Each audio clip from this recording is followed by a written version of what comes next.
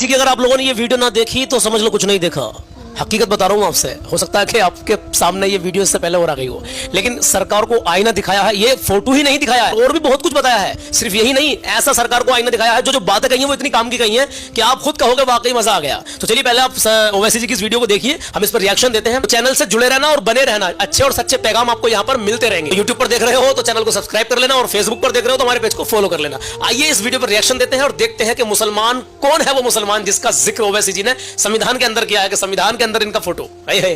अच्छी बात है, चलिए देखते हैं हम भी। और आप में से माँ बहन है, बहुत सारी चैनल से जुड़ी हुई हैं, बहुत सारे भाई ऐसे जिनको संविधान के बारे में कुछ मालूम नहीं, तो उनको भी जानकारी मिल जाएगी। और बहुत सारे मुद्दों पर मुसलमानों की हक की आवाज को इन्होंने इस वीडियो के अंदर उठाया है। और हाँ, कुछ लोग कह रहे थे कि ओवैसी जी संसद में नहीं बैठेंगे, इन पर केस होगा, ये होगा, वो होगा। कुछ नहीं होगा, वही होगा जो मंजूर खुदा होगा और बेहतर होगा। अभी कुछ नहीं हुआ है, इंशाल्लाह संसद में बैठ रहे हैं, अपनी बात भी रख रहे हैं, और कोई ऐसी बात नहीं है दिक्कत वाली। आप लोगों की दुआएं अल्हम्दुलिल्लाह हमेशा इस भाई के साथ है। आइए पहला आप इस वीडियो को देखिए। मोहतरम चेयरमैन साहब, आपने मुझे बोलने का मौका दिया। सुनते रहना।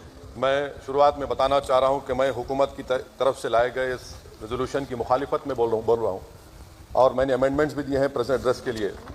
और चेयरमैन साहब, आप उर्दू को जानते हैं, किसी एक शायर ने शायद बरसर इख्तिदार जमात के लिए ये शेर कहा होगा कि उसूल बेचकर मसनद खरीदने वालों, निगाह अहले वफा में बहुत हकीर हो तुम। वतन का पास तुम्हें था ना होगा कभी, कि अपने हिर्स के बंदे हो, बेज़मीर हो तुम। इज्जत नफ्स किसी शख्स की महफूज नहीं, अब तो अपने ही निगहबानों से डर लगता है। डंके की चोट पे जालिम को बुरा कहता हूँ, मुझे सूली से न जिंदानों से डर लगता है। बेशक। मोहतरम चेयरमैन साहब, मैं आज इन लोगों की तरफ से बोल रहा हूँ जो दिखते तो हैं, जिनके बारे में बात तो होती है मगर उनकी कोई नहीं सुनता। मैं उनके बारे में बोल रहा हूँ जिनके बारे में वजीर आजम मोदी ने कहा था कि घुसपैठी है। मैं उन बेटियों और माओं के बारे में कह रहा हूँ जिनके बारे में मोदी ने कहा कि ज़्यादा बच्चे पैदा करते। मैं उन मासूम नौजवानों के बारे में कह रहा हूं जिनको मॉब लिंचिंग के जरिए मारा जा रहा है। मैं उन बेजुबान माँ और बाप के बारे में बोल रहा हूं जिनकी औलाद आज इस हुकूमत के गलत कानून के चक्कर में जेलों में सड़ रहे हैं। बीजेपी मुसलमानों की नफरत पर जीतती है और मुसलमानों के नाम निहाद मसीहा मुसलमानों के 90% ज्यादा वोट हासिल करते हैं, मगर फिर भी इस ऐवान के दरवाजे नहीं खुलते मुसलमानों के लिए, और सिर्फ 4% मुसलमान जीत कर आते हैं।